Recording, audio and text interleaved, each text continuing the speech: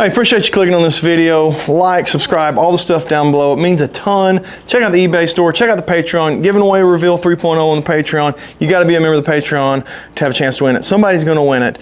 Might be you. Also, if you're going to buy an e-bike, go check out RamboBikes.com. Use R Woods at checkout. Save yourself 20%. If you know somebody buying an e-bike, share that code with them. They don't do many codes. Happy to have one. Share it with people. It helps out a ton. It'll save you some money. Thank you. Stick around. We're getting locked in, ready for deer season.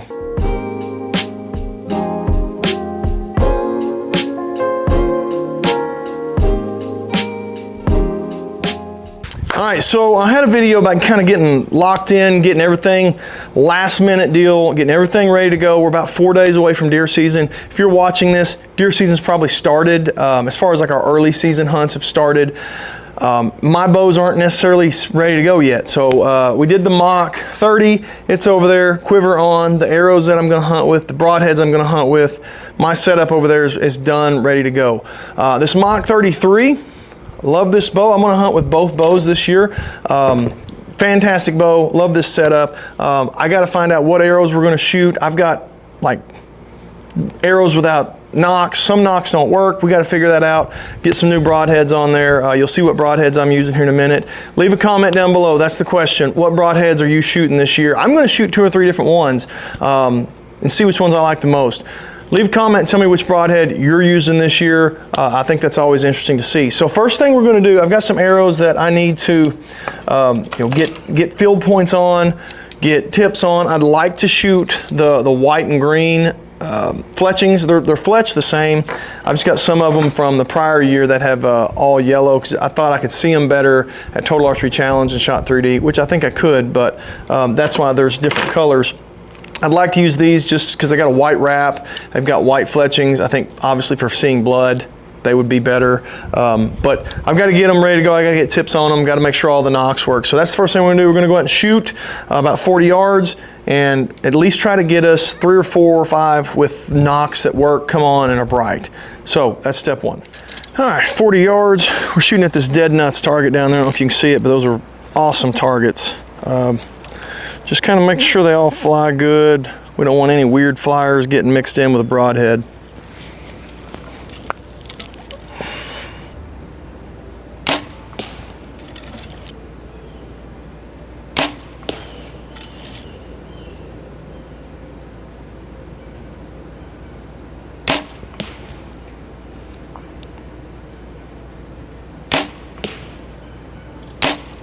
Ah.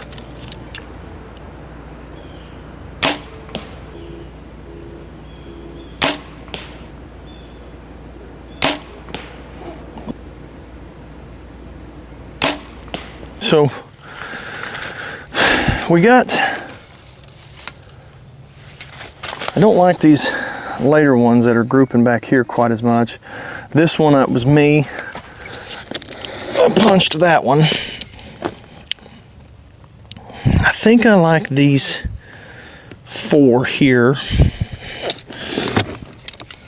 So we'll put that one up. I'll tell you what, we'll put that one there. We'll take these 4 and we'll grab one of these in the white. These will become practice arrows. These are hunting arrows. All right, so these 5 are good ones. Nocks are good. They're all flying good enough to kill. That was 40 yards. You know, odds are you're going to be shooting 20 yards and in. So I'm not crazy about the group, but in reality, they all would have killed. But I wish they'd have been a little tighter. But maybe that's just me hadn't shot enough. So I'm going to take these tips off. These are just field points, and we're going to get broadheads on these. The way I'm going to do this is these 3 white ones are going to actually have hunting broadheads on them. The 2 yellow ones are going to have raccoon or varmint broadheads on them, like cheap Amazon broadheads. I've got to buy another set of beast broadheads. I'm going with beast broadheads this year for this particular bow for the Mach 33. I'm going to use beast broadheads. The idea is their accuracy is great downrange. These are going to be, this bow, as steady as it is, I'm going to plan on shooting or having the ability to maybe shoot a little longer range with it. That's the idea. And everyone says these beast broadheads fly really great, and marketing, love the Band-Aids and the finger things to keep you from cutting your finger.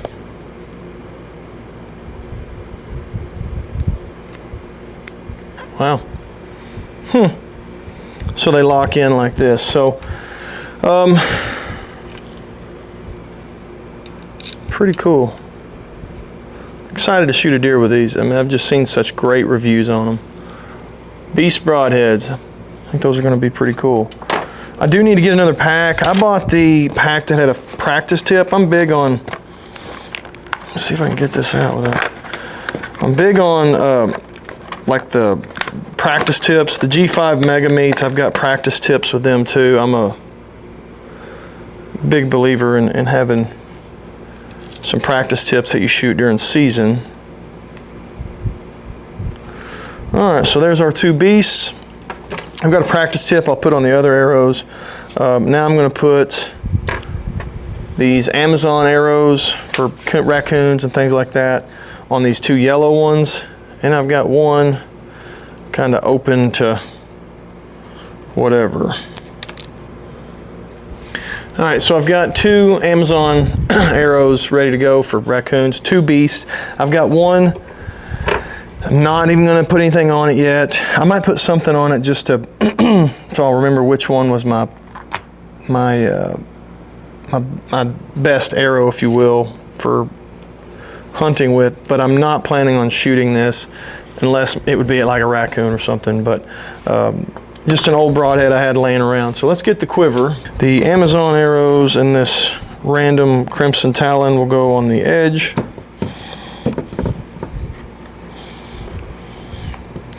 Until I get another 2-pack of beast. I need to get another 2-pack of beast. That'd give me 2 practice tips and 4 beast arrows. So there's our quiver.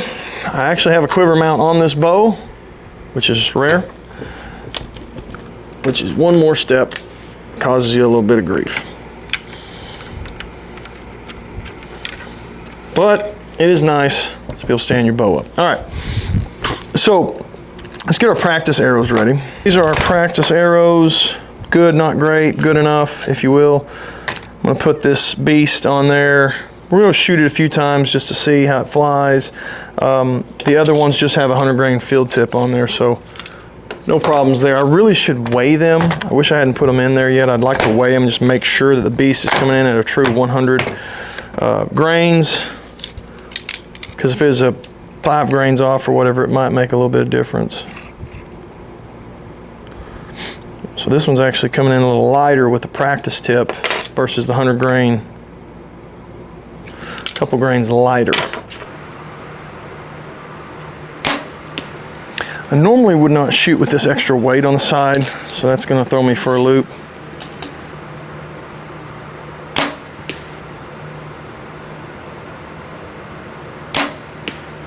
With the beast practice tip.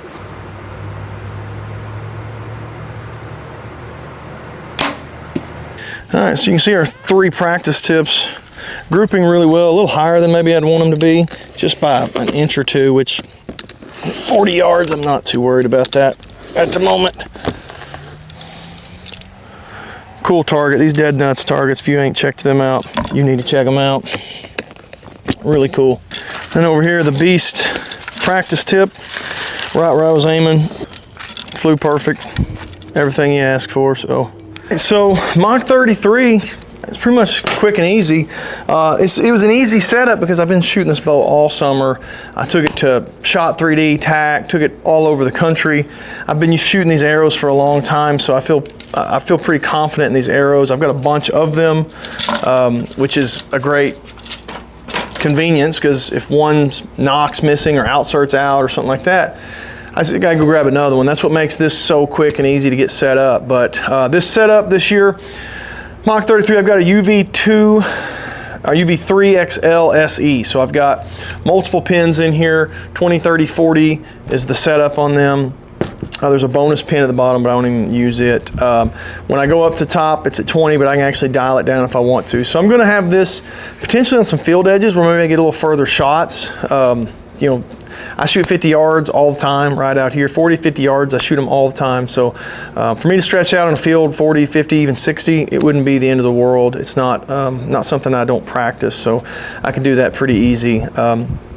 So that sight is what that's about. I've got Bloodline Stabilizer bars. Check them out on Facebook if you hadn't already. He makes really good bars.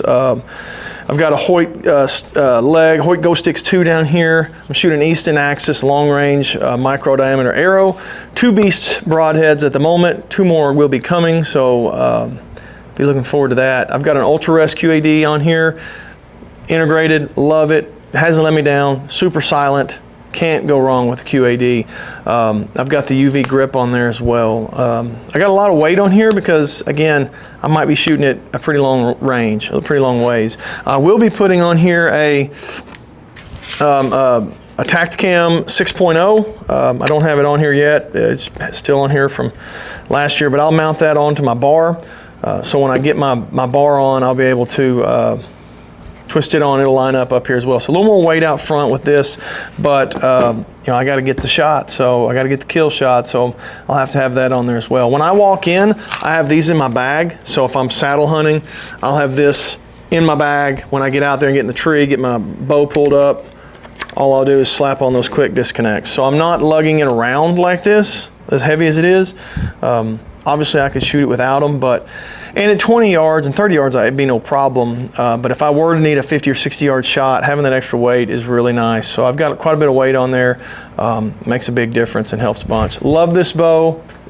It's one of my all-time favorite bows, so can't brag on it enough. So anyway, I appreciate you watching. Like, subscribe, follow, stick around. Go check out the Patreon, eBay, and all that stuff. Leave a comment down below. Appreciate you guys. Hope your deer season's going good.